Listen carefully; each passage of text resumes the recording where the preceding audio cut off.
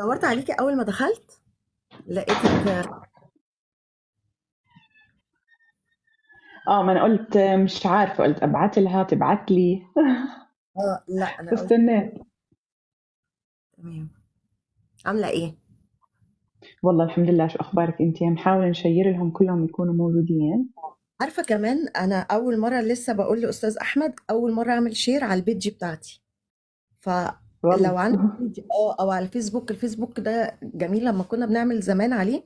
كان بيدخل ناس ممكن ما تبقاش اصلا على الابليكيشن، بس اه حلو. يعجبها نوعيه الموضوعات فتلاقي ناس جديده دخلت لك، يعني ده برضو وسيله من وسائل الانتشار. لا احنا صحيح. لازم نعمل جوله. اهلا، هلا هلا هلا حليم، صباح الورد، كل كيفك؟ جولة نعملها علشان في ناس بتقدم كتير. صباح الخير يا اهلا صباح النور. خلينا نبعت اقبلي. اوكي. يلا لا قبلت. احنا فاتحين. لا ما هو هقول لحضرتك على حاجة. لايف أمم. جولة. بس مش هنعمل صباح الفل يا استاذ محمد. مش هناخد جولات تاني. بس لا لا لازم لا لا، كل ما في. كل ما تخلص نفتح جولة تاني علشان لو ما فتحناش بيقعدوا يبعتوا لنا فهنبقى مشتتين اه واحنا بنتكلم ممكن نقبل بالغلط. تمام تمام. يعني هي خليني جولة ابعت. بشكلها الجديد. الجولات اللي فاتت يا دي حاجة، والجولات اللي احنا بنعملها بنقدم فيها محتوى مفيد للناس. هنغير اه شكل الجولات اكيد. احنا في التيك توك. اه احنا حنغير شكل التيك توك كله. صحيح. فعلا. طيب. صباح الفل يعني. صباح الورد. نبلش في الموضوع. بس يعني يا عشان الناس برضو الموجودة يا ريت اي حد يدخل عشان مش هقدر اقول صباح الخير وصباح النور. فمعذرة عشان ما نفصلش الدكتورة وهي بتتكلم، ونركز في اللي احنا بنتكلم فيه عشان اكبر استفادة. واشتركوا معانا وانا هبص على اي حاجة بتتكتب جنبي. اتفضل. يا اليوم احنا بدنا نحكي عن المشاكل الأسرية وتأثيرها. رح نحكي تأثيرها أول شيء على نفسية الزوجين، وكمان رح نحكي تأثيرها على الأطفال وتطور الأطفال. يعني بجوز مؤخرا قاعدين بنسمع عن هاي القصص. أنا بجوز من واقع شغلي بشوف هاي الشغلات لما بيجيبوا لي الأهل طفلهم. هلا هذا الطفل لما بيجي بيحكوا لي مثلا الأهل ابني مثلا بطل يحكي، كان يحكي وبطل يحكي، أو ابني صار عنده خلينا نقول مشاكل بطلاقة الكلام وإلى آخره. فبتلاقينا إحنا بالعادة نعمل لهذا الطفل تقييم. هلا اللي بصير انه مرات هذا الطفل ما بيعطيني هذا الشكل اللي هم بيحكوا عنه، خصوصا بطلاقه الكلام. فاذا بتقعدي بتسالي الاهل طب ايش قاعد بصير، طب شو الوضع عندكم بالبيت، طيب تكتشفي انه في مشاكل اسريه عاليه. ممكن تكتشفي انه في تعنيف اصلا من احد الوالدين او كلاهما. ممكن تكتشفي انه مثلا ممكن الاب بيعنف الام، او بتصير مشاكل بين الزوجين بتؤدي الى انسحاب الطفل. وخصوصا ممكن كمان المواقف الاجتماعيه الاخرى، وممكن تكون بالبيت. يعني شوفي في اكثر شيء ممكن يخليك تستغربي. هل احنا بنعرف انه الطفل ممكن يكون عنده، ثانك يو حليم ثانك يو، ممكن يكون عنده صمت اختياري. احنا بالعاده بنعرف الصمت الاختياري بصير برا البيت. يعني الطفل بيكون متعود على البيت وعلى البيئة وعلى الناس الموجودين، روح يوديه على المدرسة ممكن يفوت بصدمة. فهون وقتها بفوت الطفل بهاي خلينا نقول الصمت الاختياري. لكن ممكن تلاقي العكس تماما، وهذا اللي بيخليك انه تصفني انه ايش في. هذا الطفل ممكن يكون فعليا برا البيت اكتف ومتفاعل وبيحكي، وبالبيت بيسكت. ليش بيسكت؟ بيسكت بسبب هاي المشاكل الظاهرة جدا، او حتى ممكن بسبب التعنيف والى اخره. إذا بدنا نحكي على المشاكل الأسرية قديش بتأثر على الزوجين نفسهم، شوفي، هي كفتين. إحنا عندنا هاي المؤسسة أو هدول الشخصين الموجودين. صباح النور، أهلا يا أحمد. هدول الشخصين الموجودين قبل ما يجيبوا أطفال، لما بلشوا خلينا نقول من فترة الخطبة، المفروض في تفاهم، في ود، في رحمة، في خطوط إحنا حطيناها لبعض وبينت عنا الحياة كيف. إذا ما كان في اتفاق من الأول، وكان الاثنين، احنا بنحكي الاثنين روس، يعني لا هذا بيتنازل ولا هذا بيتنازل، المشاكل رح تستمر ورح تزيد ورح تتفاقم. فدائما بحكي إنه بلشوا حياتكم صح عشان تكمل لقدام صح، لأنه هاي مش رحلة، مش يوم ويومين، ولا أنا بدي أقعد لي 3 4 سنين 5 سنين بعدين أنا أشوف حياة تانية. لا، هاي عمر. أنت رح تقعد مع هذا الشخص عمر، رح تكون عيلة، رح يصير في عندك أطفال، رح تكون مسؤول عن هاي العيلة وأنت مسؤولة عن هاي العيلة والأطفال. فأنا دائما لما بحكي أنا لا أخص مثلا الذكور ولا أخص الإناث، أنا بحكي على الاثنين، لأنه الاثنين دائما إحنا بنحكي ممكن يكون على أحدهما لوم أو كلاهما. ف الحياة بدها استمرارية، والحياة بدها تفاهم، والحياة بدها تشارك، والحياة بدها شغلات كثير. طيب هلا شوفي، أنا بدي أنت تسأليني عشان أنا أكون عارفة إيش الدايركشن اللي بدي أتوجه فيه. أنا حكيت هلا إن جنرال، عرفنا عن شو بدنا نحكي، هلا بدنا نبلش نفوت إن ديتيلز شوية. طيب انا عايزه اقول انه انا بعتقد كمان يعني بعد اذن حضرتك ان ال- المشاكل دايما بتوصل للشجار والحاجات دي بسبب التراكمات. صح. يعني ان هما مش بيخلصوا امورهم بدري بدري مع بعض. يعني حصل حاجة ممكن الشخص يخزنها من غير ما يتكلم ويفهم اي مبرر ليها، فبالتبعية بيخزن عنده. وهي نفس القصة، بيجي صح. مرة واحدة بينفجر وما بيعرفش يعمل كنترول على افعاله. سواء بقى في نوعية رجالة ممكن ده يبقى صوت عالي فالجيران تسمع، او في الشارع، او العكس. يعني ممكن ردة صح. الفعل برضه تبقى من الزوجة كده. فده اعتقد ان هو بيعمل مشاكل. بيوصلهم كمان انه بيبقى فيه توتر على طول في العلاقة. انا خلاص صحيح. بقى أزمة ثقة بيني وبينك، فانا خلاص بقت على طول انا مشدودة، نفسيتي تعبانة، جسمي كمان مش مرتاح من المشاكل، ما بنامش اكيد كويس وهو برضو ما بينامش كويس. بيبقى فيه شحنات، كل حاجة بقى ما بيننا بتبوظ بعد كده.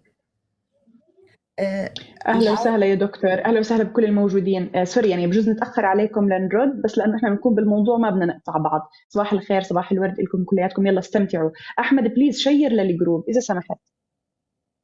طيب يس. ال...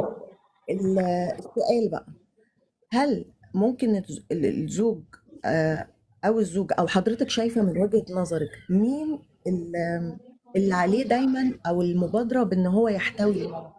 هل الزوجة هي اللي المفروض تحتوي دايما، ولا الزوج، ولا مرة كده ومرة كده؟ والله شوفي، انا مشان اكون منصفه راح اقول مره كده ومره كده. ليه؟ هلا شوفي، كل واحد بده يراعي ظروف الثاني. يعني الزوجة بدها تراعي ظروف الزوج واللي بمر فيه واللود اللي عليه، وانه هو عليه ريسك اللي هو تأمين احتياجات هاي العيلة. ونكون واقعيين، هذا مش إشي سهل. يعني كلياتنا عنا آباء وكنا نشوف إيش الضغوطات اللي كانوا بيمروا فيها. فبحس إنه أحيانا الزوجة لازم تحتوي زوجها بمواقف معينة، وكذلك الزوج بده يحتوي زوجته بمواقف معينة. يعني إذا روح هو رايق ولقاها ضايجة بسبب الأولاد أو بسبب شغل البيت، ما هم بده يحتويها. ما دائما شو قلت لك، شوفي باول اللايف قلت لك راسين ما بيلتقوا. يعني هو يعصب وهي تعصب رح تفرط العيله. فالصح انه هذا يحتوي بالوقت الصح وهي تحتوي بالوقت الصح. طب من وجهة نظر حضرتك ايه هي المشاكل اللي ممكن تخلي فيه توتر في بين ايش هي المشاكل يعني ايه الحاجات اللي اللي ممكن تؤدي ان يحصل مشكلة بين الزوجين؟ هلا المشاكل كثير. لا يعني شوفي، انا في بحكي شغله دائما، اللي بده يعمل مشكله بيخترع اجمالا. لكن هلا خلينا نحكي احيانا اللي هلا احنا بنشوفه، الوضع الاقتصادي ممكن يكون واحدة من أسباب التوتر الموجود داخل العائلة، اللي بالتالي هو رح يسوي مشاكل ومشاحنات بين الزوجين. ممكن نحكي ممكن اللود اللي موجود على الأم، ممكن تدخل أحد الأطراف الأخرى اللي محيطة بهاي العيلة، ممكن قسوة الزوج أو عدم تفهم الزوجة، وكتير. يعني هلا بديش أخوض فيها إن ديتيلز، بلاش ناكل علقة. طيب بس هو ان هما بيدوا فرص برضو انه لما بيحصل مشكلة ما بينهم انهم بيدخلوا طرف ثالث. يعني اعتقد صح. ان فعلا برضو المشاكل. بس صدقي مش الكل رانيا، مش الكل بدخل طرف ثالث. مم. لا مش الكل طبعا. لا مش عارفة بس شوفي، في طرف ثالث هو بيكون متدخل، يعني بدون بطريقة اصلا شارك، بدون شارك. اه بطريقة غير اه مباشرة.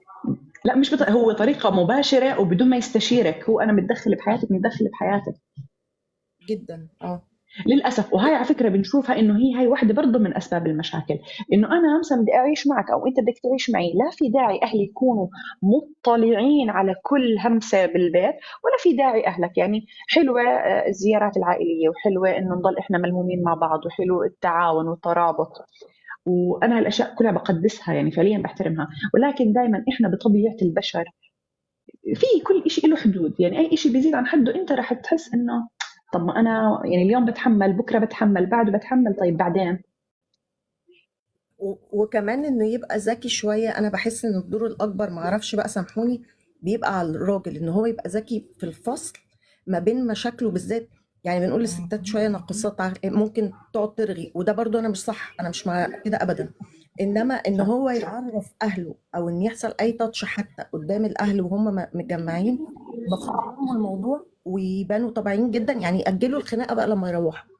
انما مجرد ما الاهل بيعرف، انت تفتحي باب الشيطان ما بين إنه اي حد بقى يبقى عملت ايه مع مراتك، الدنيا بقت عامله صح. ازاي، ايه الاخبار، فدخل بقى الطرف الثالث، وفي نفس الوقت بيتصالحوا وبيبقوا زي الفل. والطرف الثالث بيفضل اللي هو مشحون. خلاص انا عرفت ان دي وحشه، لان البني ادم طبيعي وقت عصبيته هو بيبقى اوت اوف كنترول، هو ما بيدراش. مثلا في بعض الاشخاص ممكن تقول حاجات بس هي ما تعنيهاش ولا تقصدها، فهو بيطلع الصورة الوحشة بتاعتها قدام الناس. شوفي هلا دائما بقول خلي، يعني لاي زوجين هاي نصيحه انا دائما بنصحها للجميع، خلي مشاكلكم بين بعض. لانه احنا بالنهايه يعني او اي اثنين متزوجين بالنهايه راح يتصالحوا.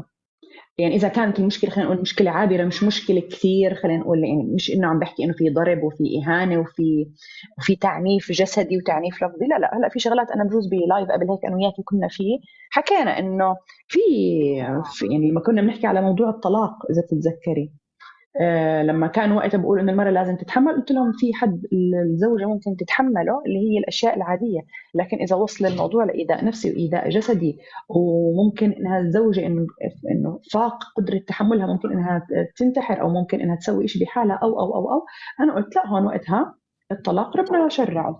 ف إذا كان الموضوع ما يعني مش الموضوع العظيم زي ما بيقولوا، بالنهاية الزوج والزوجة رح يتصالحوا. فلا تحط اهلك واهلها بالصوره، لانه شوفي حتى بس احنا نتصالح، الاهل في إشي رح يضل شايل بقلبهم على هذا الطرف. فليه احنا نفوت بسيناريو ونفوت بحقد وبنفوت بكره ممكن مشاكل تمتد اكثر. قديش في بيوت انخربت بسبب مشكله بسيطه بس لانه تدخلوا الاهل، ولا انا بدي اخذ بنتي ولا او خذوا بنتكم على موضوع هالقد. وحتى لما صار الانفصال، يعني الرجل وزوجته هم مش راضيين عن هذا الانفصال، ولكن هم هيك فجاه لقوا حالهم ناموا صحيوا لقوا حالهم بالمحكمه عم يطلقوا بسبب ضغوطات الاهل. وده كتير، مش قليل، مش عدد قليل. بالضبط. آه يعني للأسف عم نشوفها. انا عايزه اقول لحضرتك كمان، احنا عشان يعني انا محتاجه نعمل لايف عن محكمه الاسره وكده، يمكن هنتكلم عليه النهارده بشكل مختصر. لكن ليه بتوصل زوجتك لده؟ يعني انت ليه بتدخلها محكمة أسرة؟ ما تقوليش بقى هي اللي عملت هي اللي سوت. في احوال صغير قليلة كده، لكن دايما بلاقي ان الراجل بيحب العند في دي. يعني اللي هو مش انت اتطلقتي خلاص انا مش هبعت المصروف، طب خديه بالمحكمة. طب انت بتذلها في ايه؟ مم. فين الرحمة؟ يعني مبدأ الرحمة بينتزع وقت الخلاف، والاخلاق كلها بتبان.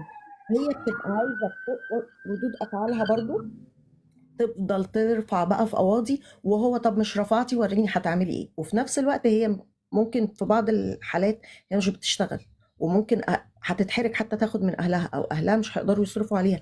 فانت بتعمل ايه؟ يعني انت مقصود اللي انت بتعمله الاكل والشرب بالنسبه لها. حاجه تانية ان هو بيعاند بقى. يعني عايزه اقول لحضرتك في الموضوع اللي احنا بنتكلم فيه، التفكك الاسري، يمكن عدد مش قليل، الست والراجل بيحاولوا ان هم عايشين مضطرين رغم المشاكل اللي ما بينهم، عشان يحافظوا على كيان الأسرة، وعشان يحافظوا ان الأسرة ما يبقاش فيها تفكك. اولادهم اما يجوا يتجوزوا حتى والحاجات دي. وللاسف صح هم عاملين تفكك فعلا، يعني عيشتهم مع بعض هي في حد ذاتها تفكك، صح. وهم مش دريانين.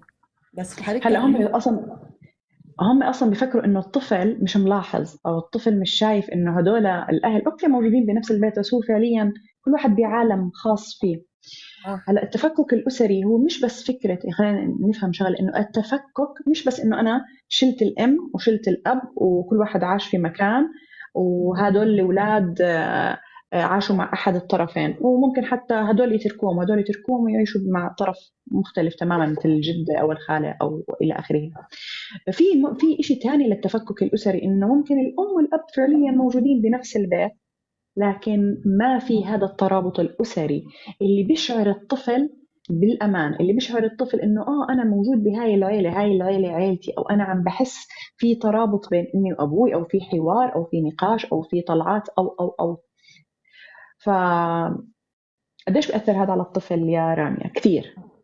اه. قديش بيأثر؟ نبلش نحكي على شخصيته، على ثقته بنفسه، على انخراطه مع جيله لقدام، حتى بس يصير شاب مراهق قديش ممكن يسوي عندي مشاكل تاني. انه هذا الطفل لما يوصل مرحلة المراهقة، لما الام بيجيها والاب بيجيها هذا الطفل ما في حدا ضل مركز عليه ومشي معه خطوة بخطوة بحياته، ممكن يميل لميولات، او ممكن دائما بحكي لا تخلي ابنك، لا توصل ابنك مرحلة يدور على الأمان أو على السند برات البيت. إذا وصل ابنك هاي المرحلة ودور برا البيت، أنت خسرته للأبد. أنت ما بتضمن شو في برا البيت، لا صحيح. يوجد ضمانات شو في برا البيت. ما بعرف أنا ابني عمين بيقعد أو على أي ناس رح يلتم، أو شو الإشي اللي رح يمرق فيه. فبس هون ليش الولد اتجه لهذا الاتجاه؟ لأنه ما لقى عيلة تكون جنبه. اه. واوقات كمان هو سواء بقى الام او الاب قرروا الانفصال، ف يعني سواء امه هي اللي خدته فهو بيحس بانعدام الامان لان ابوه وانعدام السند. لو الاب هو اللي خده برضه بيحس ان هو مكسور ومفيش حنان. وبعدين صح كفايه ان هو بيبقى في حيره دايما، يعني بيبقى العامل النفسي ان هو محتار مين الصح ومين الغلط. طب انا ميل في انهي ناحيه؟ وغالبا حضرتك برضو تقول لنا، عشان في ابهات كتيره قوي بيتضايقوا من الموضوع ده بيعندوا مع اولادهم بسببه. مش الطبيعي ان الولد بيتاثر بامه اكتر، وان هو بيميل او البنت بتميل للام اكتر؟ هل دي حاجه ممكن المفروض ان الاب يعتبرها اهانه ليه او كده؟ لا لا، شوفي هلا هو بطبيعة الحال يعني الأم هي الأساس بالبيت. أنا حتى يعني بتلاقيني مرات بحكي كونك أنت الأم الأساس، حتى مرات شوية بقول إنه أنت اللي بدك تنتبهي على ابنك أكثر، أنت اللي بدك تعطيه وقت أكثر، أنت مشان هي الأم فعليا هي أكثر حدا بيقضي وقت بالبيت، أكثر حدا بيشوف أولاده، أكثر حدا حتى بيعرف شو احتياجات أولاده. الأب يعني أوكي بيشتغل، بيأمن مستلزمات البيت، بيروح، بس ما عنده هذا الجلد أو هاي الطاقة خلينا نقول اللي هو آه، يعطي زي ما بتعطي الأم. أنا بالنسبة لي زي عطاء الأم ما في. الأم بتلاقيها بتركض مع أولادها بالمدرسة، وبتركض معهم بالدكاترة، وبتركض معهم بالسوق، وبتركض بكل مكان وبكل زمان. حتى لما بتجوز بنتها بتضل تركض معها، وإذا شو ما بدها، وبس تولد وبس وبس بس. فالأشياء اللي بتقدمها الأم يعني لا تقارن بالاشياء اللي بيقدمها الاب. الاب اكيد بيقدم كثير، وبيقدم من طبعا. صحته. انا شوفي انا انا بجوز كمان حدا ميال للاب يعني. طبعا. بس بس انه دائما بحس انه في إشي الام هيك فاليو، قيمه للإشي اللي بتقدمه الام مختلف.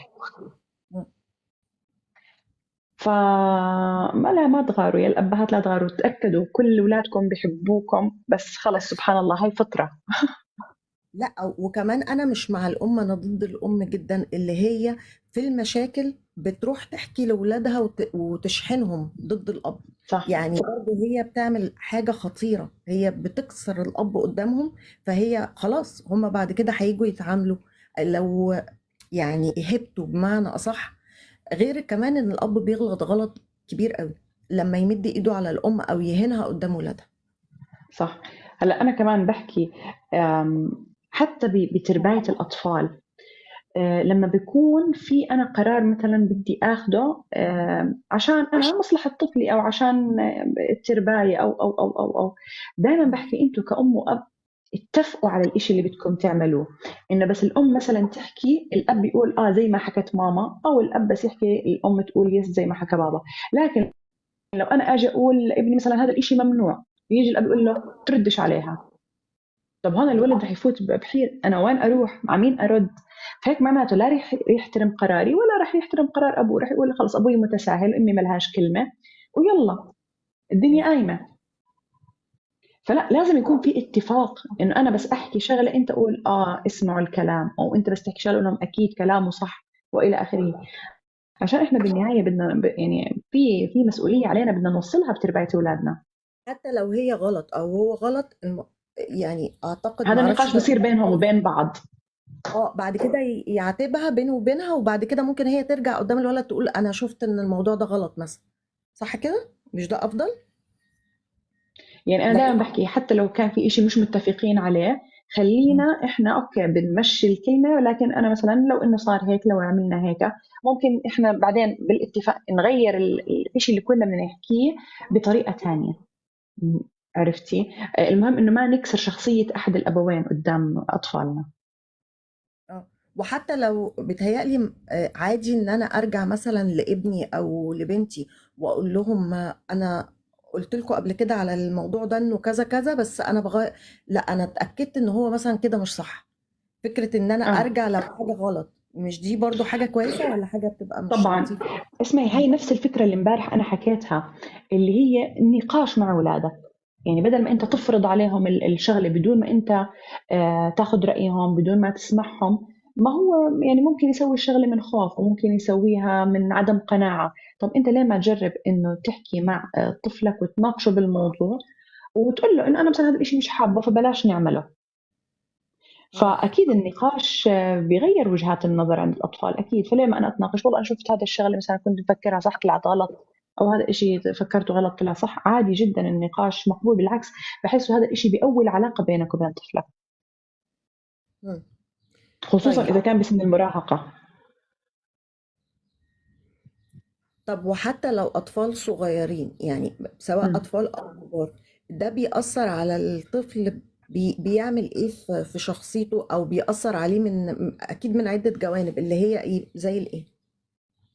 إيش هي اللي بالضبط بتأثر؟ يعني لو إحنا هنقول دلوقتي لأي أم وأي أب بيتخانقوا قدام ولادهم، لو هم موجودين مع بعض في نفس البيت وبيتخانقوا قدام ولادهم لسه في حياة زوجية، حضرتك تنصحيهم أو تقول لهم مخاطر ده على الطفل إيه؟ تمام. هلا شوفي، دائما بحكي ما في بيت بيخلى من المشاكل، ولكن الشطارة إنه أنا هاي المشاكل ما تكون ظاهرة لطفلي. هلا إذا بدنا نحكي على إيش ممكن تأثر على طفل الصغير، أول إشي ممكن تأثر على شخصيته، ممكن تأثر على نفسيته، ممكن تأثر على ثقته بنفسه، ممكن تخليه شخص انطوائي، انعزالي، وعنده ما توحد. بيحب. عنده إيش؟ توحد. عنده توحد لا عايز لا ينعزل. التوحد، لا التوحد خلينا نترك التوحد على جنب، لأنه التوحد بجزء شيء يعني مختلف تماما. لا، إحنا بنحكي انعزالي وانطوائي، إنه هو ما بيحب ينخرط مع الآخرين، نفسه بحاله مهزوزة، بيخاف، ممكن يخاف يفوت مثلا حتى بعلاقات على مستوى الصفوف، مستوى أقرانه الأطفال الصغار، ممكن يكون عنده ردود فعل. وهي دائما اللي بحكي عليها تحديدا، إنه انتبه، لأنه أحيانا أنت ما بتضمن ردة فعل طفلك، ممكن ردة الفعل تكون عنيفة، لأنه إحنا بنحكي كلياتنا بالحياة إحنا مختلفين، كلياتنا قدرات. أكيد قدراتي غير قدراتك، قدرات هذا الطفل غير قدرات هذا الطفل. ممكن طفل يشوف المشاكل خلاص يمشي يتأثر شوي، لكن في طفل ممكن يكون يفوت فعليا بصدمة قوية جدا. فضروري ننتبه كثير لتصرفاتنا. يعني ليش أنت مشان مشكلة وتظهرها لطفلك هذا تفوت بعدين بمرحلة إنك أنت بدك تاخذ ابنك على طبيب نفسي وتبلش معه علاجات و وقد يطول الأمر. طبعا. طبعا. بالضبط، في أطفال يعني تفوت بصدمات نفسية قوية جدا للأمانة. بيخليه كمان عنده عدم ثقة بالنفس. يعني صح.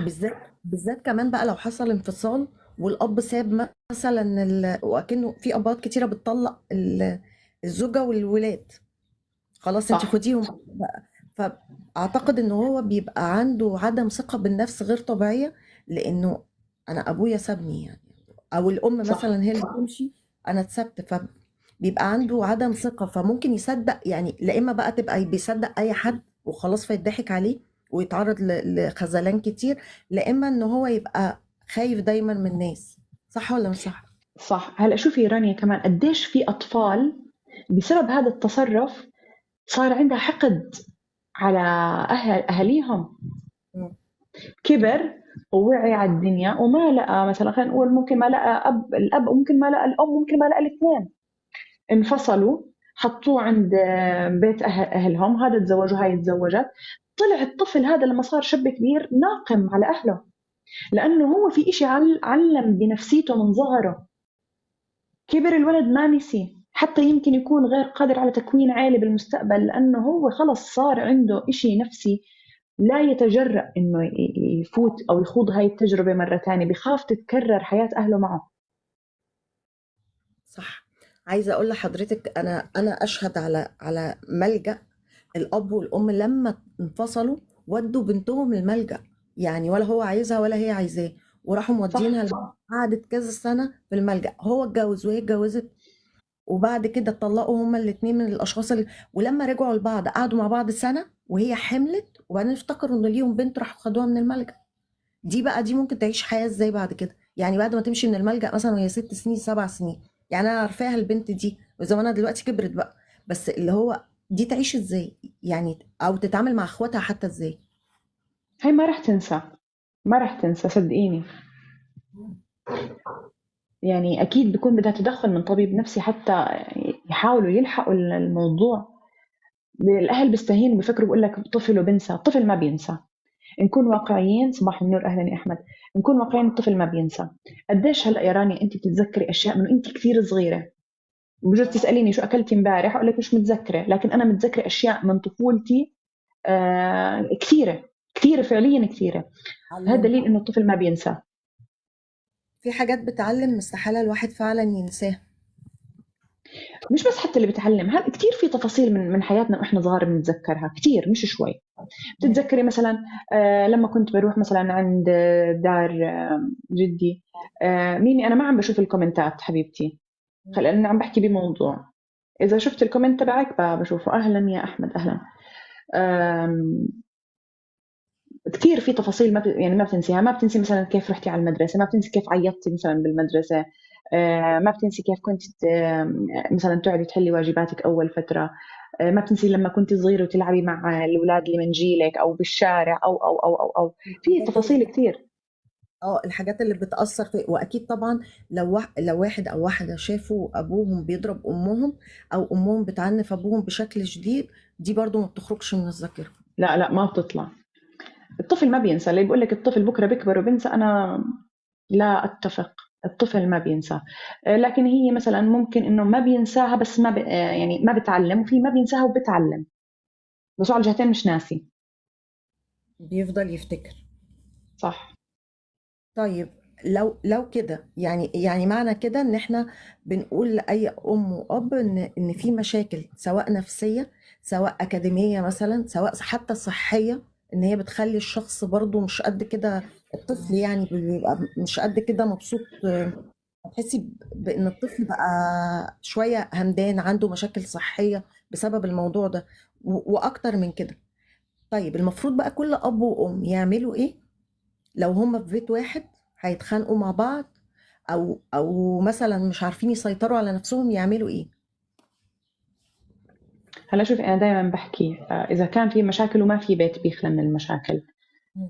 نحاول قدر المستطاع إنه هاي المشاكل إنه نحلها مع بعض، مش قدام الأولاد. في كثير، في مليون طريقة أنت ممكن تقعد تحكي أنت وزوجتك أو أنت وزوجك، بعيدا عن مسمع الأطفال. لأنه في أطفال ممكن تنهار لما تسمع صوت أهلها، ممكن تنهار وتفوت بحالة بكاء باللاوعي. فإحنا يعني بلاش. شوفي، ما راح أقول لك إنه إحنا راح نقدر نعمل كنترول، أنا راح أكون يعني منصفة وواقعية قدر المستطاع. مش دائما رح تقدر تعمل كنترول، وفي مرات كثير رح تطلع منك انه عصبيه هيك بشكل مش محسوب زي ما بيقولوا. فجاه رح تعصبي، فجاه رح ترمي كلمه، فجاه رح تنشني. بس مجرد ما خلص وعيت انه انا عم بفوت بهذا المود، اه. حاول اطلع منه ومشان اولادك بس، وكمل المشكله عادي. بدك تكملها بدك تكملها، بدك تكمليها بدك تكمليها. مم.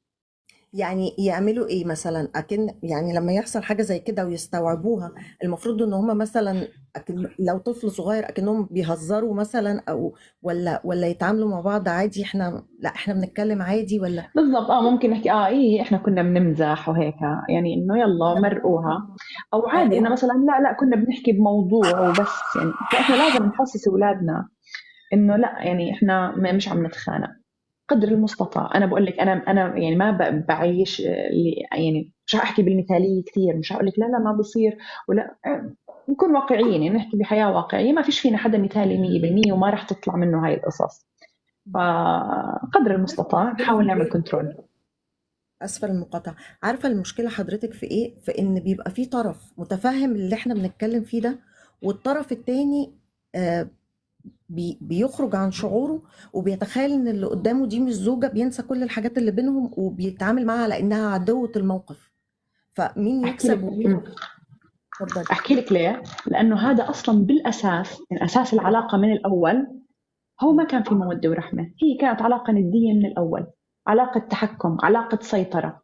فاصلا اللي مشترك مجال او مساحه للحوار وللنقاش، هو اصلا من الاول شايف هاي العلاقه انه انا الدومينيتد، انا المسيطر بهاي العلاقه، انا اللي كلمتي ما بتتناش، انا اللي لو اي شيء صار مثلا ما عجبني انا رح اعمل عليه مشكله وقصه و.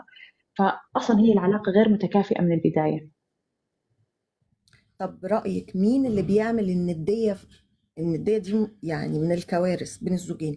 مين بيبقى السبب الأساسي في جزئية الندية دي؟ ومين اللي عليه احتواء بقى؟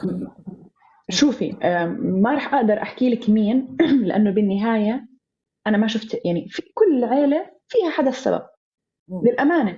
فلا راح اقول لك الرجل هو السبب ولا راح اقول لك الست هي السبب. شو الظروف اللي بيناتهم، كيف الحياه كانت بيناتهم. لكن فعليا في واحد هو اللي عليه السبب، وممكن يكونوا الاثنين عليهم السبب. فعلا. عرفتي؟ فطريقه الاحتواء، او متى بصير الاحتواء؟ الاحتواء يا رانيا حسب مين اللي خلينا نقول اللي عنده يعني القدرة بهاي اللحظة يحتوي. يعني مثلا خلينا نحكي زوجي يروح من الشغل تعبان، رمى له كلمتين، بقول يلا مش محرزين، خليني ألم الليلة زي ما بقولوا، بلاش يزيد الموضوع. لكن إذا هو روح ورمى هالكلمتين وأنا أصلا بديش أمر هالكلمتين، صفت كلمة منه على كلمة مني على كلمة منه على كلمة مني، ولعت الدنيا. مم. فهون لا هو أصلا احتوى إنه هو فات معصب وهو اللي ضايق بداية، ولا هي احتوت انه هو جاي من الشغل وهو معصب ولازم تحتويه، ولعت الدنيا.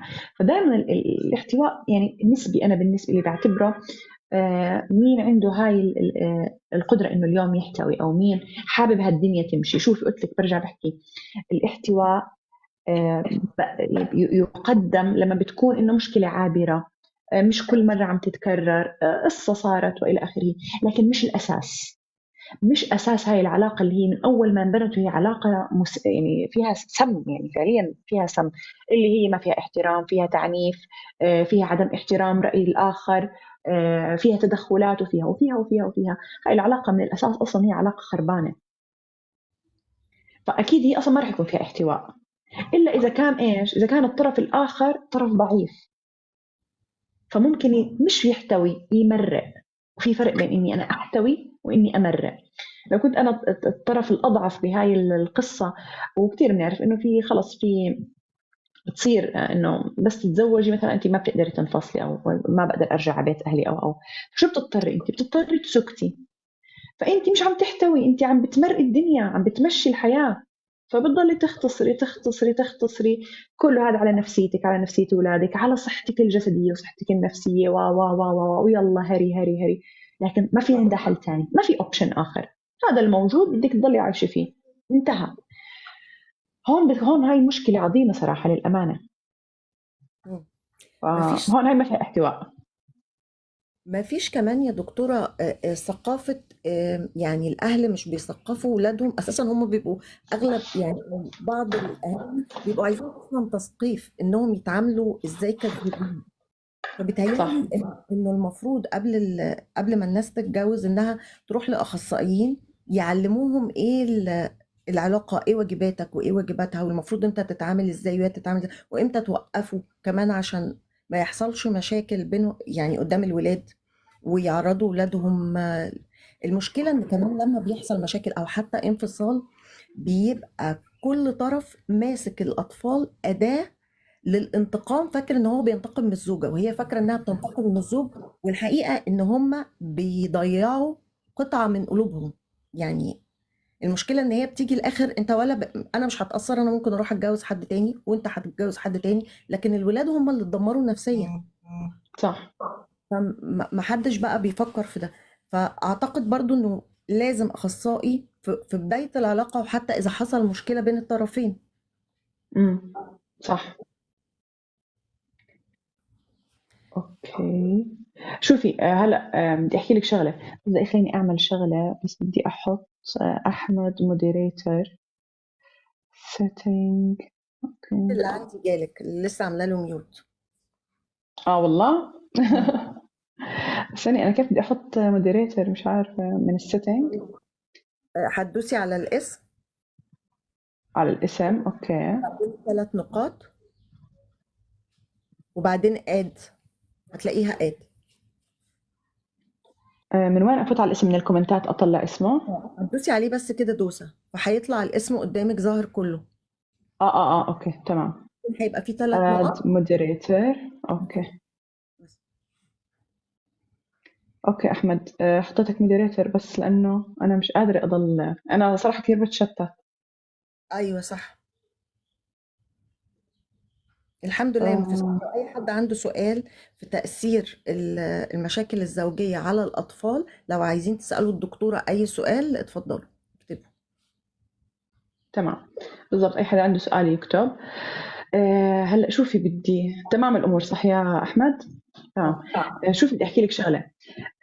يعني هلا احنا صرنا نحكي الموضوع اللي كنتي تحكي. ميمي عيدي السؤال، اكيد مش انزل لكل الكومنتات لانه هلا بجوز الكومنت صار فوق فوق فوق فوق فوق، فارجع اكتبي لي السؤال. طب أنا هسأل اه. اتفضل. آه. عايزين نشوف يعني كده بالترتيب تأثير المشاكل على الأطفال من الناحية النفسية، من الناحية الأكاديمية، من الناحية الجسدية، من ناحية العلاقات الاجتماعية بالنسبة للطفل. كنت محضرة كذا حاجة، وتأثيره على السلوك بتاع الطفل كمان. طيب خليني اجاوب على ميمي لانه اه طبعا. اوكي. بتقول صباح الخير، صباح النور يا ميمي، اهلا وسهلا. بنتي عمرها 3 سنين، بتفهم كل اشي شو بحكي لها، بس بطريقة تعبيرها الاشي مفهوم واشي بتخبص في الكلام. بنتي عمرها 3 سنين بتفهم كل اشي، بس بحكي شو بحكي، بتفهم شو بحكي لها بس طريقة تعبيرها اشي مفهوم اشي مش مفهوم. حتى السؤال أنا ما بقدر يعني أجاوبك فيه لأنه ما بعرف شو المفهوم وشو مش مفهوم، بس كونها بتفهم عليك شو بدك معناتها كلغة استيعابية، خلينا نقول ممكن هي تمام. ولكن طبعا بنصحك تتوجهي لأخصائي نطق ولغة، وممكن تحتاجي تروحي على طبيب أنف وأذن حنجر حتى يتأكد من سلامة السمع، لأنه إحنا بنحكي على بنت عمرها 3 سنين، مفروض كلامها نوعا ما فيه وضوح، بتكون جملة من 3 كلمات وإلى آخره. يس رانيا.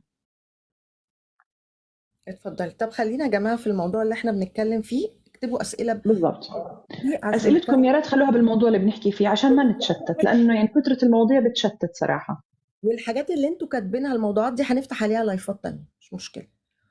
هو بس جالي حاجة في نفس الموضوع، ان عدم وجود الأب ودوره في البيت، ده بعد الانفصال بقى كده. اه اتفضلي. طبعا. طيب قولي عليك كنا بنحكي السؤال. قديش بتأثر. لا تذكرته. شوفي هلا قديش بتأثر على صحة الطفل النفسية؟ بتأثر، وحكينا هي بتختلف من طفل لطفل. في أطفال ممكن يضطروا الأهل إنهم يراجعوا عند طبيب نفسي وياخذ جلسات علاجية و قديش بتأثر على التحصيل الدراسي؟ كثير. الطفل مش مركز، الطفل فعليا مش مركز. الطفل كل ما يجي يفتح الدفتر بده يحل هالواجب، ولا الأهل مولعة بيناتهم المشاكل القصص و فهو بطل مركز أصلا شو بده يحل، نفسيته تعبانة، يمكن هو بيكون قاعد بالغرفة مسكرة حاله خايف قاعد ببكي أصلا مش مهتم مش مركز، حتى لو راح المدرسة باله لا بالصف ولا بالمعلمة ولا بأي شيء. فبيأثر على الكلام، بيأثر على الكلام طبعا. ممكن الولد يصير عنده خلينا نقول مشاكل بجودة أو بطلاقة الكلام اللي هي التأتأة أو التلعثم، فالطفل ممكن جودة كلامه تتأثر بسبب الخوف من المشاكل الموجودة أو الخوف من أحد أو كلا الوالدين. فطلعي هون أنا وين بفوت بدايركشن تاني. وهون إذا كان الموضوع، إذا كانت هاي التأتأة ناتجة عن إشي نفسي، ممكن إذا كان الموضوع متفاقم تحتاج أخصائي نطق ولغة وبرضه طبيب نفسي يمشوا مع بعض بالخطة العلاجية حتى يرجع الولد يعمل كنترول.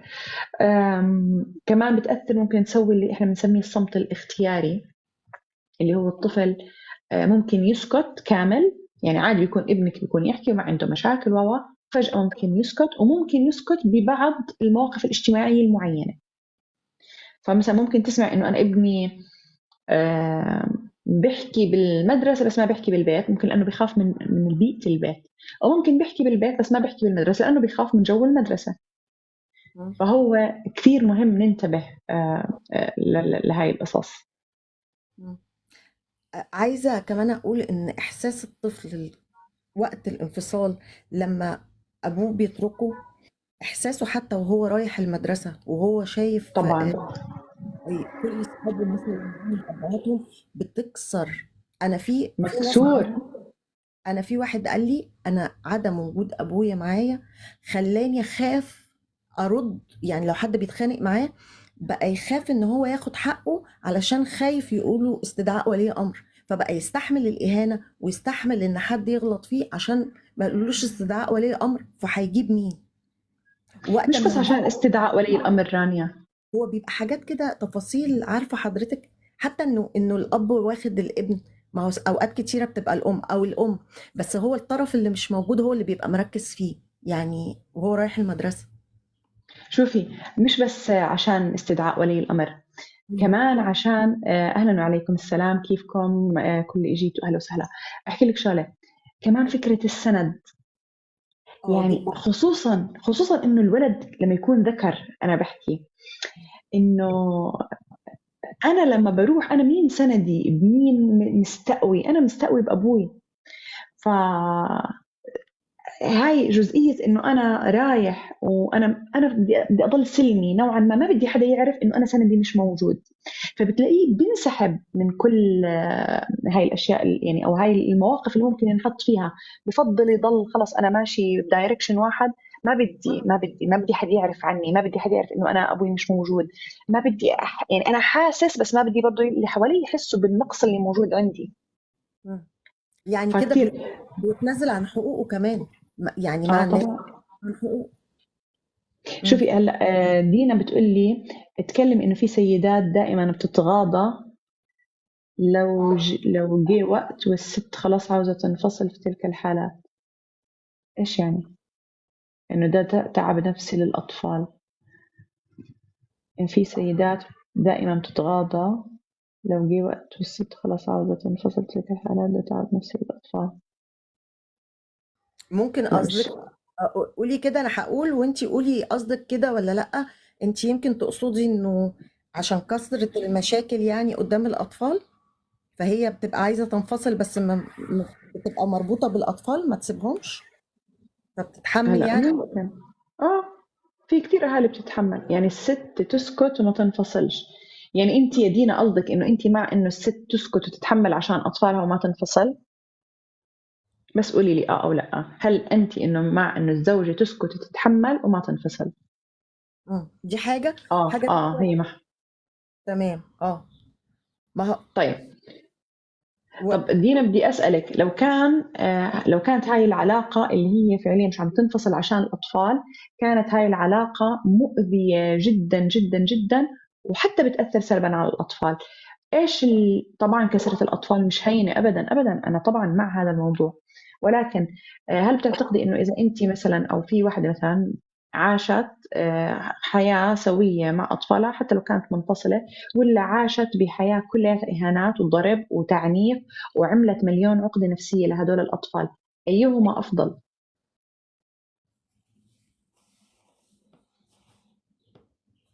شو رأيك رانيا؟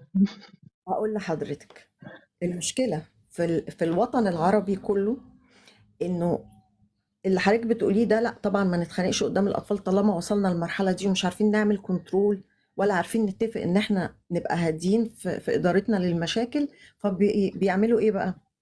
خلاص بينفصلوا عشان الاطفال ما تشوفش وما يبقاش في تفكك. خلاص بيروحوا بقى يعملوا تفكك بشكل تاني، يجروا على المحاكم ويعندوا مع بعض، فبينوعوا التفكك للاطفال. يعني اللي هو بقى ايه، احنا خلاص مش سيبنا بعض، ده طبعا بعضه مش قليل يعني مقرب للمعظم، انه خلاص انا هننفصل، تعالى بقى نزهق بعض في المحاكم. طب ما انتوا برضو بتشتتوا كده الاطفال، صح ولا مش صح؟ عارفه حضرتك لو فكره ان احنا ننفصل بس برحمه، يعني ننفصل بس ندير العلاقه صح بعد الانفصال. بالضبط. يعني لو ما هو ده يعني هو بقى. بقول لك تسريح بإحسان، ولكن للأسف إحنا اللي قاعدين نشوف إنه إذا مجرد ما الزوجة طلبت الطلاق بتنقلب حياتها لجحيم فعليا. إنه أنت طلبت الطلاق، أوكي يلا خذ لك على تلويع، خذ لك على أذى نفسي وأذى جسدي، وحتى بالمحكمة في مرمطة و إنه ليه؟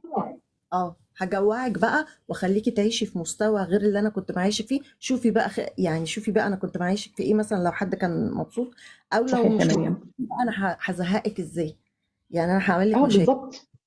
اه قديش في ناس مثلا وقت الانفصال بيكون قادر يدفع النفقة وقادر يدفع مصروف اولاده ولكن بس عشان يعذب الام بصير ينقط لها ايام تنقيطه بالمحكمة وقصة، مع انه هو بيقدر كان انه يكون يعني يعمل هذا الموضوع بشكل خلينا نقول احسن وشكل الطف، وانه عشان اولاده بالنهايه، لو اذا مش عشان هاي الانسان اللي عاشت معك عمر، فعشان اولادك، لانه انت ما بتترك اولادك، هدول اولادك يعني. فعشان هم يضلهم ماخذين صورة وانطباع حسن عنك، لا تعذب هالأم. واللي قبل الولاد كمان انت هتتحاسب عليهم. يعني انت قدام انت مذنب، فانت بتعمل كده. عايزه اقول لحضرتك، حد دخل لي وهو نفسه بيعترف ان هو مقتدر جدا ورجل اعمال، ولما اتجوز الست وواضح ان هو دايما بيعمل كده، يعني بيتجوز ويطلق، فهي خلفت فرفعت قضيه نفقه، فراح مطلع نفسه مفلس وي وفي الاخر اداها 1000 جنيه. وريني بقى هتعملي ايه؟ مش انت اتجهتي للمحكمه؟ طب انا هوريكي بقى. وانا طالع بيفتخر باللي هو عمله، ان انا مش هديكي مش تضحكي عليا. يعني حضرتك متخيله ان هو بيحس ان اه هو كده عمل حاجه فخر يعني، والناس تسقف له بقى، برافو انك انت ما صح. صرفتش عليها عقابا ليها انها اتجهت للمحكمه. يعني للأسف هذا الإشي موجود، موجود كتير. شوفي مريم بتحكي وأنا حبيت تقول أنا مع إنه ننفصل انفصال سليم، لأنه ممكن الأب والأم ما عم يقدروا يلاقوا طريقة اتصال صحيحة بيناتهم، فبالتالي ممكن الأطفال يعيشوا بطريقة أفضل وبيئة أحسن، ممكن يلاقوا طريقة أفضل للتواصل بعد الانفصال، لأنه بصير هدفهم الوحيد هو أطفالهم. فعليا قديش قاعدين بنشوف أهالي انفصلوا وفي أطفال لكن لسه علاقتهم علاقة فيها تسود الاحترام والمحبة والود، وفيها هيك احترام وأدب واضح، لأنه خلص هم مش بحرب مين اللي بيفوز، احنا مش بحرب مين اللي بيفوز، احنا في حياة ما اتفقنا فيها، صار عندنا أطفال، فالأفضل إنه نطلع يعني بأسلوب لائق، وعشان في أولاد بالنص. المفروض. عايزه اقرا لحضرتك ام فيصل. أحمد بيقول لي الأب بيدفع نفقة أولاده بعد الانفصال، وقبل الانفصال الزوج وصل إنه مشبه بإنه ماكينة ATM. نسبة ضعيفة جدا جدا هذا الحكي، صح طبعا نسبة ضعيفة يا أحمد. هلا شوف ATM يعني بجوز أنا أختلف معك، ما بحب هذا هذا المسمى، ولكن إذا الأم ما بتشتغل فهو فعليا يعني أساسيات البيت ونفقة الأطفال وهي مجبر فيها الرجل، يعني نكون واقعيين شوي. هي بتبقى عايزه تعيشهم في نفس المستوى، هو بيبقى عايز لا انا مش موجود فالمستوى يقل، وده اعتقد يعني هو. يعني زي مثلا تلاقيهم هم متزوجين بيكون حاط اولادهم مدارس خاصه، بس ينفصلوا بقوم بقول لها لا طلعيهم على مدارس حكومي. صح. طب ليه؟ طب انت بتعاقبني ولا بتعاقب اولادك؟ مم. صح، بيحصل كده كتير جدا كمان. آه، فمشان هيك لا احنا يعني قدر المستطاع يعني نحاول نحكي بالموضوع، لعل وعسى هيك يعني نوصل بس لمرحله وسطيه بهاي القصص. أم فيصل بتقول إنه خلاص انفصلت منه، وقعدت تعمل مشاكل مع الأب، وخلاص انتهت الحياة. ما انتهت لإيه؟ مش فاهماك يا أم فيصل. ما انتهت، لا لحي أحد في الطفل. يعني إن هي واضح إن هي تقصد إنه بعد ما خلصت الجواز بينهم وبين بعض، الأم بقى بتبدأ تتفرغ، أو الزوجة بتبدأ تتفرغ للأب إنها تعمل له مشاكل بقى في حياته. هو كل حالة بيبقى ليها أبعادها طبعا، أكيد. هلا هاي دينا بتقول انا عشان هيك انا مع انه الست تشتغل وما يبقاش كل اعتمادها على فلوس الزوج. يعني شوفي أنا بحكي إنه حلو الزوجة تشتغل، وحلو إنها يكون إلها كيانها واستقرارها، مش بس عشان ما تعتمد على فلوس الزوج. يعني بلاش نحط بس دايركشن إنه الزلمة ممكن يطلع منيح. إحنا هاي الحياة إحنا ما بنعرف شو بصير بالمستقبل. ما بتعرفي هل هذا الزلمة رح يعيش معك طول العمر، ولا ممكن لا سمح الله يصير. يعني شوفوا الحياة والموت هذا بإيد رب العالمين. فأنت بدك على الأقل تكون في شهادة بإيدك تقدري إنه لا سمح الله لو شو ما صار تقدري أنت تسندي حالك تسندي أولادك. وحاجة بس أرد عليها بعد إذن حضرتك، هو مش معنى إن أنتي بتشتغلي عشان تستغني عن الزوج، لأن لا برضه ملهاش أي 30 لازمة إن أنا أبقى عايشة مع راجل وأنا باشتغل وأصرف على نفسي. طب معلش أنا آسفة، هو مش فكرة إن أنا مش قادرة أجيب لنفسي أو إن أنا بخيلة على نفسي، بس أنا أحس إزاي إن هو قائد للعلاقة، وإن أنا باحتمي فيه، وإن هو سند وظهر ليا، وده كلام ربنا إن هو يتكفل بكل حاجة، بس ملوش علاقة ب... ب... بفلوسي. ارتفاع نسبة صح. الطلاق ليها أسباب كتيرة في الوضع الاقتصادي. اه طبعا، جزء منها برضو كده. وعايزة أقول لحضرتك كمان إنه في أزواج أوقات هم بيفرضوا إنه لا ما تشتغليش. صح. طيب. مع انه بتكون بقول لك خلص انه انت مسؤوله مني، وانا قادر اوفر لك كل احتياجاتك، وانا بدي اياك تكوني بالبيت. وبالعكس يعني وجهه نظر تحترم. شوفي ما دام اجى الموضوع بطريقه لطيفه ووديه، مم. صدقي انا دائما بحكي الاسلوب مهم.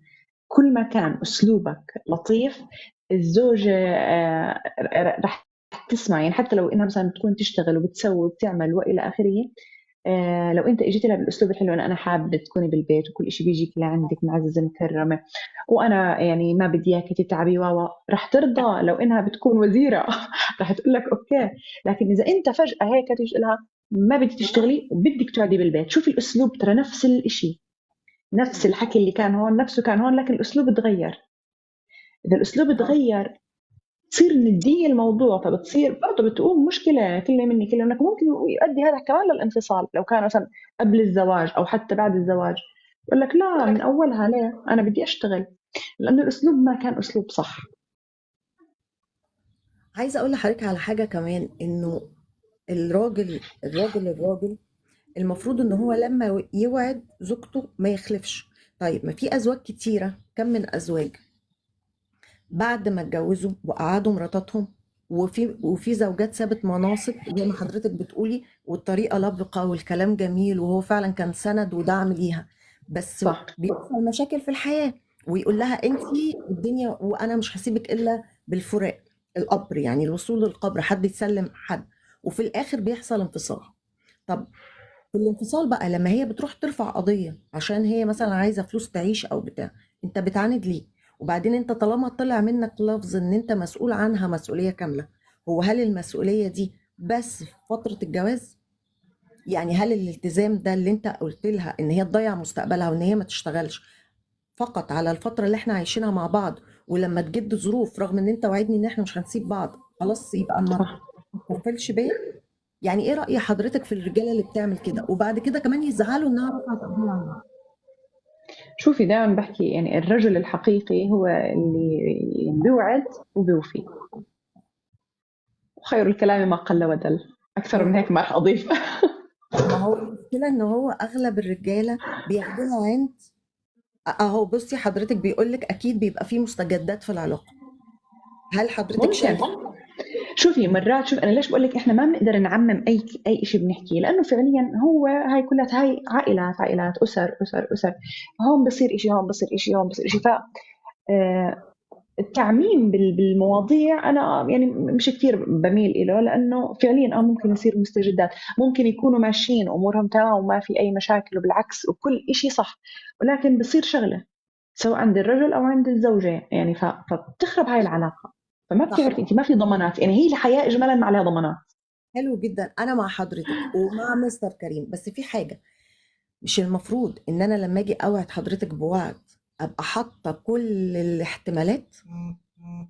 يعني بالذات لما تكون شوفي بتتبع للشخصيه، في ناس بتحط احتمالات وبتفكر كثير اه. وبتحسب كثير، وفي ناس ما بتفكر ما بتحسب، خلاص بتاخذ الحياه ببساطتها بتلقائيتها. لكن بينصدم بعدين على فكره. لا تلومي الشخص اللي بيكون الاكسبكتيشن تبعه عالي وما بيحسب لك كثير وخلص بيكون متوقع مفترض حسن النيه، فبقوم بيقدم. فلا تلوميه لما هو بياخذ الصدمه فجاه بيتغير، لانه هو اكيد ما تغير عبثا، هو كان متوقع إشي وشاف إشي تاني. وهنا نتكلم عن الخذلان. لا بص، بيقول لك ايه حضرتك، بيقول لك ان الوعد مش الهي. يعني هل حضرتك، انا شخصيا، او انا هسأل حضرتك عشان انا ما ردش. هل حضرتك متخيلة ان لما يبقى راجل لعب بمصير واحدة، ما هو الواحدة دي لما بتيجي تتطلق ممكن نعيش مع بعض فترة وبعدين تسيبني وانا في سن ما انا معيش خبرة، فانا ارجع اشتغل اي شغلانة. في ستات كتيرة بتنزل تشتغل في البيوت مضطرية مع صح. انها اعلى شهادات. يعني هو استسهال عشان في ظروف حصلت، الراجل يقول اصل في ظروف جدت، اصلي حبيت واحدة تانية، اصلي بغضت العيشة معاكي، او ايا كانت لا المسميات. طبعا، هاي مش مستجدات أنا بالنسبة لي.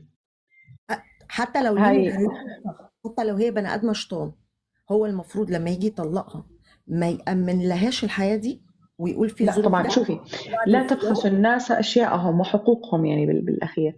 اللي اه. له شوفي هذا إشي ربنا شرعه، فأنت لا تيجي تناقش بإشي ربنا شرعه، إشي ربنا أهلا يا نبيل، وإشي ربنا أمر فيه وا. طيب هلا خلينا نشوف هاي بس هيك. أوكي. فالأشياء اللي خلص يعني متعارف عليها شرعا ومجتمعيا بلاش. بس إحنا شو مشكلتنا؟ طب لو إحنا اداها إجمالا حقوق، بنحب. لو اداها حقوقها من وجهة نظر حضرتك، هل دي هتعيشها بعد كده على طول يعني كده؟ ما هي ممكن برضو حقوقها إيش دي هي؟ تبقى قاضي اللي بيها، قصدي اقول لحضرتك ممكن تعيش بيها سنة، شهر، شهرين، ثلاثة، بعد كده هي المفروض بالضبط. ولا المفروض هي يعني من شوفي، الاول ارفض، لا انا هشتغل مالكش لا أنا دعوة. ما بقدر أقول أرفض أو مش أرفض. شوفي ما في زي ما حكيت لك ما في ضمانات، يعني ما في ضمانات يعني، بدك بصي تمشي بيقول بالحياة تقولي يا رب. بصي مستر كريم بيقول لي انه ربنا موجود ما بينساش حد. يعني ماشي، بس فين بقى يعني يعني. في اعقل وتوكل. ايوه، يعني انا ادمر حياة انسان واقول ربنا موجود مش هيسيبه؟ ما لا هي احنا دائما بنحكي، شوفي هي مو ربنا تأكيد. برضه ربنا بقول لك انك لما بدك تتوكل على رب العالمين انت بدك تعمل بالاسباب وتسعى وتتوكل عليه، مش انت تقعد وتقول يلا يا رب ارزقني او يلا بتتيسر. لا، مو انا في سعي مطلوب مني انا كانسان كشخص، مطلوب مني هذا السعي ومطلوب مني اني انا ادور وابحث و فانا بالنسبه لي بحكي ما في ضمانات. حتى في اشخاص انت بحياتك مش بس على نطاق الاسره، حتى على نطاق ممكن العائلة، على نطاق الأصحاب، على نطاق تكوني عايشة معهم حياة وردية وفجأة هيك out of nowhere فجأة هوب، أنت بتستغربي إنه إيش صار.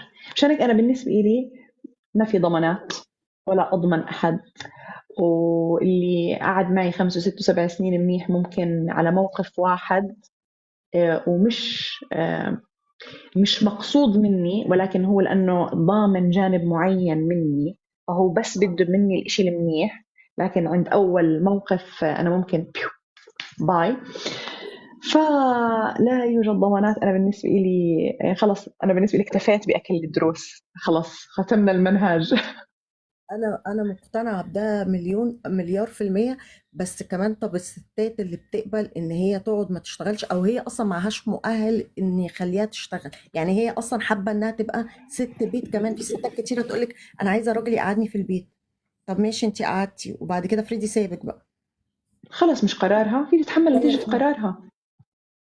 طب ما ممكن يبقى هي هو ما يبقى هي قالت أنا بدي أكون ست بيت، هي قررت. شوفي يعني، أنا مرات ليش بقول لك أنا بحس إنه أنا ما بقدر أعمم إنه المشكلة بس بالزوج أو بالزوجة. وبرضه ربنا بيحب الإنسان اللي بيشتغل واللي بيسعى واللي بيقيم. طب إذا أنت كنت أصلا من أول الدنيا مستسلمة تقولي لا لا أنا ما بدي أشتغل، خليني قاعدة بالبيت وهيك، طب ما هو برضه يعني يكون واقعيين، ننصف الجهتين. فأنت اخترتي. وطمنت اول ما تطمن. اول ما المشكله في حاجه، ان آه اول ما آه والضمان ان الشخص ده حتى مش في الازواج، حتى في الحياه الطبيعيه، اول ما الواحد بيقول ان ده بقى هو الامان، مصدر الامان والسند ليا، لازم يتخذل. سبحان الله، زي ما يكون ربنا بيدينا رساله ان انا السند الوحيد. صح، يعني لا تلتجئوا لغيري، يعني عارفه. صحيح صحيح. فدي مشكله. آه، طبعا شكرا لكل الموجودين اللي مش عم بقدر ارد عليهم. شكرا يا نبيل. نبيل بقول عندك حق. مستر كرم بيحكي انه القاعده ليست